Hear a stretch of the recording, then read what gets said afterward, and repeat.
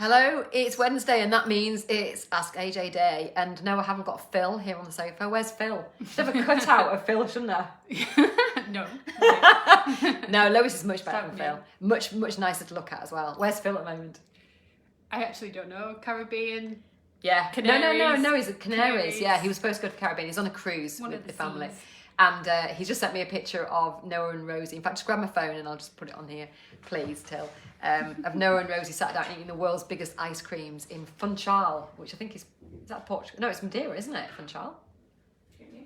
I can't think. Yeah, I think it's Madeira. So that's where they are at the moment. I'm sure somebody who's watching this will be able to let us know. Thank you very much. Are they cruising? They're cruising.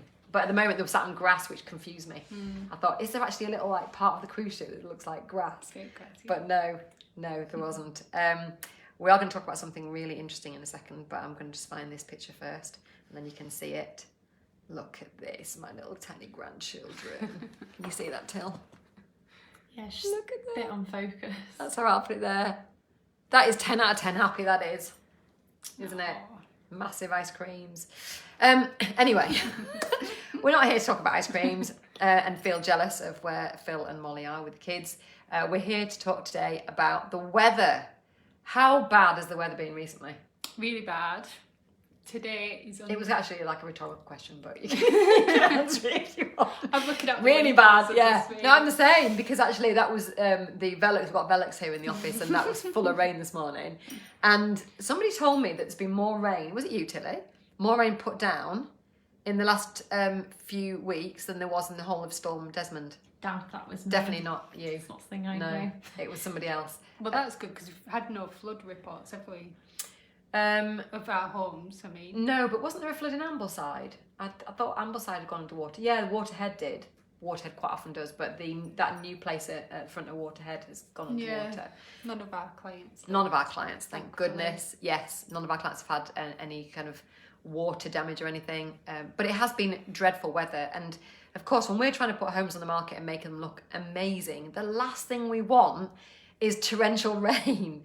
And we were asked this the other day by a lovely lady called Courtney, whose house we went to see, and she said, look, the garden just doesn't look its best at this time of year, and should we wait for a nice blue sky day, or should we go on the market in spring? What's the best thing to do?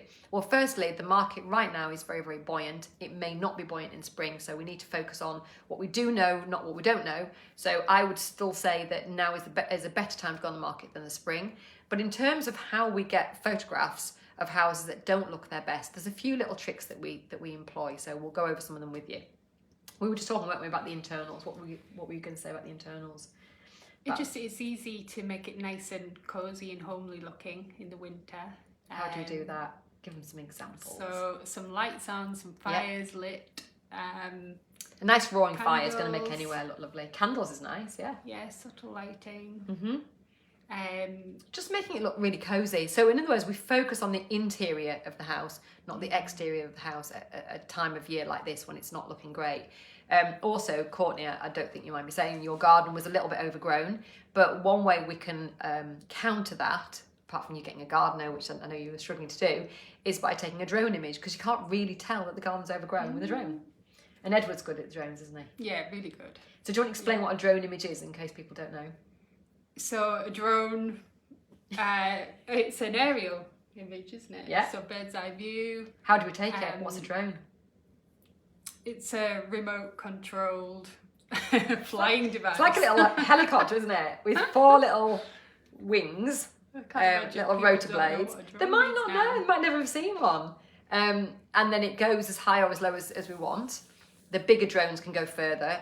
Our drone can go just far enough so that we've got a really nice bird's eye vision of the house visual. And something that I think that some drones get wrong is taking that top-down photograph onto people's roofs. Roofs are never pretty.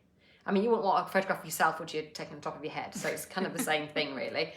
This camera here is positioned very slightly above us, which is much more flattering than straight on or too high. And it's the same with your house. We need to be able to see the front of your house, all your windows and your door, a little bit of the roof, and then, really importantly, what's around it. And so an overgrown garden, we can't fly in the rain, that's the other problem, but if it's a bit damp and miserable, it still looks nice because you're focusing on the ground and not on the sky.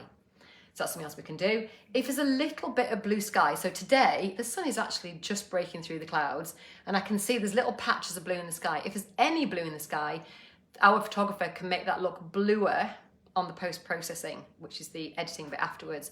If it's just all white, putting a blue sky just looks really rubbish. It just makes it look really fake, doesn't it? When you've got trees and you're trying to cut around all the trees and stuff, it's not good. And the other thing we can do is once we've got all the photographs and we've got it live on Rightmove and on our website and got the brochure and everything, if we feel that the next blue sky day is a good day to come around and do more external photographs, we can do that. Or if we wait till the spring, if it hasn't sold by then, we can come back and redo the external photographs. We do all this at our own expense, and then we can refresh the marketing with the new photographs. So we're constantly evolving. You know, even though we take a snapshot of the house on this day, that doesn't have to be the case forevermore. And we definitely don't want to be showing winter photographs in the summer of a house that maybe has been on the market for a little while. So those are the kind of things we can do, but focusing on the interior is really important, isn't it? Yeah. So fires. And there are plenty of blue sky days, aren't there, in the winter? Well, Lois lives in Grange, so maybe she's got a different weather system there. Yeah. Our weather here has been absolutely awful, hasn't it? Well, actually, we've had a couple of nice days. Good today. You've got a bit of a project, haven't you, in your house in Grange? Yeah, they've heard about this. Have they? But yeah, it is coming along, and Tilly, who's behind the camera, actually came and helped me out, and Edward. I can't believe she tried to put a blind up, didn't you, Till? Yeah, and she achieved it. Amazing. Yeah. Amazing. I thought they were coming for a painting party. I thought Well, it was a little bit of painting, but mostly practical. So it's a drills. massive house, isn't it? And you're doing room by huge room. house, room by room, bit by bit, with a little help. So if anybody phones Friends. Ashdown Jones and is talking about their own renovation, and Lois can talk to you for hours about renovations, and she'll share And I'll tips get with you and get advice tips. from you as well. Yes, that would be really good. So yeah, if you're worried about getting photographs done this time of year, please don't worry. Focusing on the interior of the house with the fires and the candles and looking cosy is the most important thing. That's what we focus on. That's what people want to see. And just as it's starting to go a little bit dark in the afternoon, when we've got a viewing and the fire's lit, and you know maybe the owner has left some coffee and biscuits out or something, it makes people feel very welcomed. And one last tip is, if the house is warm enough for somebody to take their coat off when they come and see the house, they're more likely to stay in the house for longer, and then they're more likely to make an offer. So there you go, ramp up the heat, get those viewers to take their coats off, and then you'll get an offer by the end of the day. Great tip. Very good. All right, thanks very much for watching Ask AJ. Hi to Phil and the kids and my lovely daughter, and see you soon. Bye.